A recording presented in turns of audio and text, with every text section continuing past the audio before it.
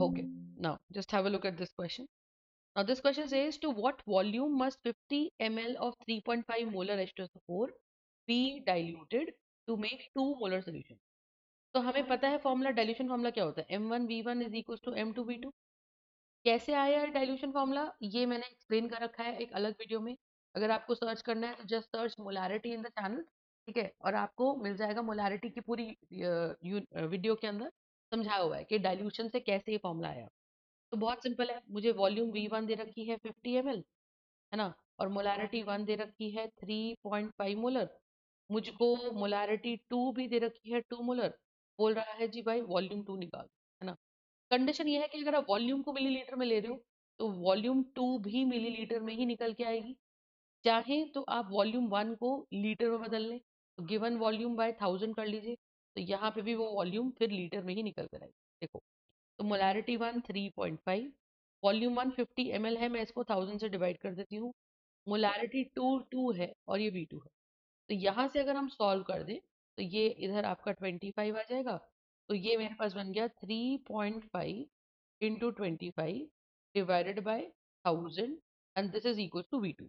तो my this answer comes out to be 3.5, ठीक है, into 25, this is the value, so this comes out to be 87.5 divided by 1000।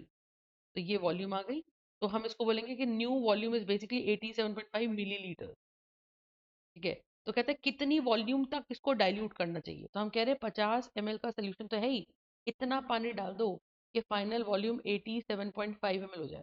तो पानी कितना डाल दो बेसिकली, तो हम कह रहे हैं 87.5 माइनस 50 अगर कर दें तो ये आ जाएगा। तो इसका मतलब एक्स्ट्रा वाटर जो हमें ऐड करना पड़ा बाहर से, extra water that we are suppose to add is 37.5, सही है। तो एक्स्ट्रा वाटर जो हम ऐड कर रहे हैं दैट इज 37.5।